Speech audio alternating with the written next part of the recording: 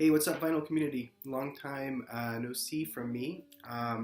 Partly that's because this past semester was super hectic because I've been prepping for a visit to the University of Wisconsin at Madison, and that's where I'm at now. I moved into Madison last Sunday. First thing I did, got my U-Haul truck and went out and bought a stereo system. I got the turntable and the speakers from a guy. So if you can kind of see it behind me, I got some big old speakers. These are Anderstein 2C or 2B or something speakers from the 80s, I would guess. They're like three-way speakers with like a bass, two bass drivers, and way bigger than what I use at home.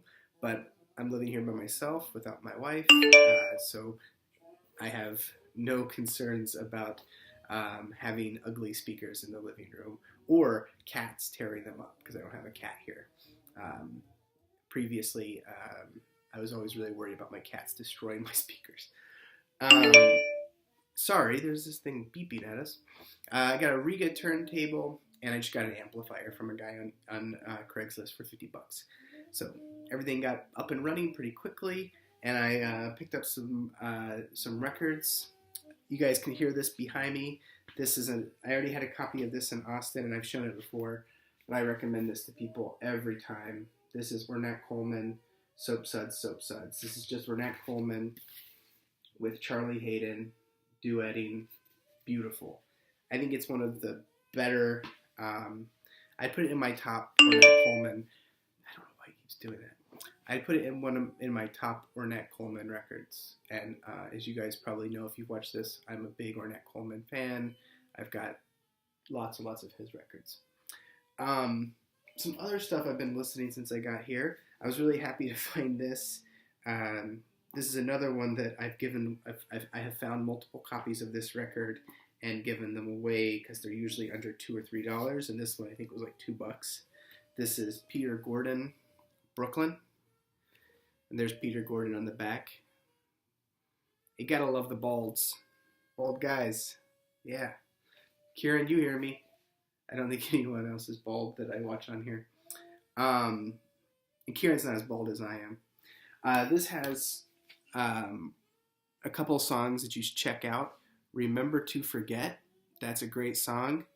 It's just like a dance with some saxophone. If you sped it up, you could totally play that in a club setting. Red Meat is a bizarre song with very strange lyrics. It has lyrics like, I said, butcher men, don't make me trouble. Get your fat ass on the double. Drop that ossobuco crap or you'll have me to fear. Weird lyrics. And he just sort of says them in a very strange rhythm. So that's an interesting song. But if you see this for like $2 or $3, just get it. It's worth it for just the one song, Remember to Forget alone. Another one this is like, I saw a great hashtag on Instagram, Cheap Heat. Cheap records that bring the heat. This one, you can find this one for like $5. This is Steve Lacy, Momentum. This is on the Novus label. This is, I think he's with a quintet here, including vocals, which I usually don't love vocals. You guys know that if you've watched my previous videos, I like instrumental jazz, and I like instrumental music often in general, unless the vocals are really good.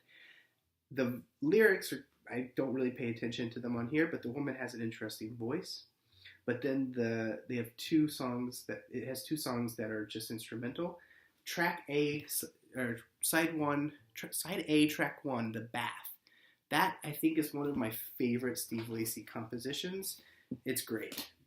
It's a little bit more hard bop, early 60s avant-garde, rather than the later avant-garde that Steve Lacy would do, where it was just, like piercing you with his saxophone. Another one that you can find dirt cheap.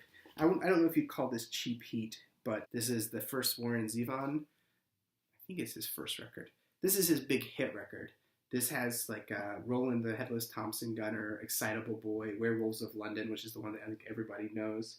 It's kind of like AM cheese rock, but with a great sense of humor and really fun lyrics. And the players on these records are amazing.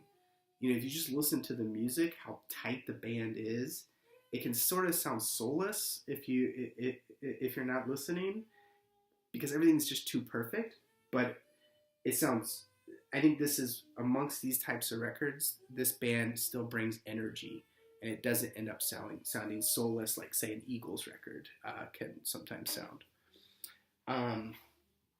Okay, then these were things I found at this local shop, and I usually don't buy these because first of all, I'm always looking for originals stuff, but also because I think they're often overpriced. But these were super cheap, and I was the guy who checked me out was like, "Oh, I didn't know that we had those. I would have grabbed those." So I got these Mosaic box sets from the '80s. This is Art Pepper small group recordings, Pacific Jazz. So this, has all the Pacific Jazz stuff that Art Pepper did.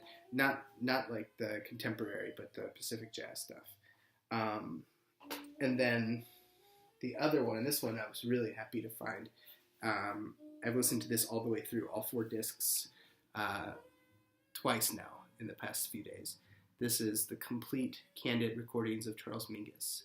So this has like the stuff from Newport, has the self-titled Mingus, Dolphy's on some of this, Ted Kerson's on some of this.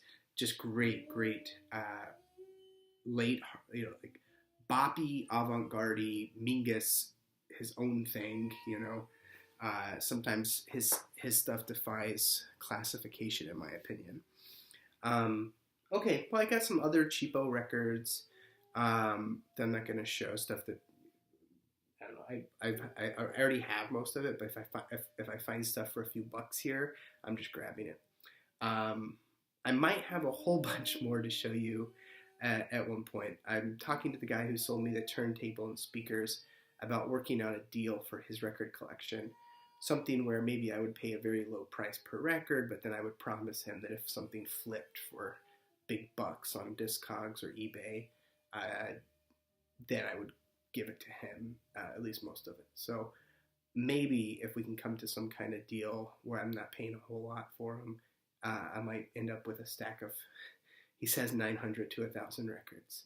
I had looked at them just briefly when I picked up the turntable and speakers, and a couple of interesting things were in there. A lot of it was just kind of junk, but there was like an Awakening record on Black Jazz. There was a number of the McCoy Tyner, which are not valuable records, but the Milestone McCoy Tyner, those are nice to have around to listen to.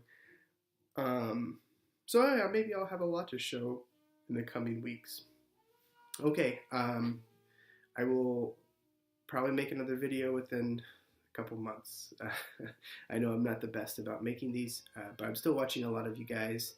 I'm still watching Tom, Diana. I watch and comment on hers. Kieran, I watch and comment on most of his. James had some new ones up recently I've been watching. So I'm lurking, and if you have Instagram, add me on there. My name is my main Coon. MyMainMainEcoon. Because my cat is a Maine Coon cat. Okay, I'll talk to you guys later.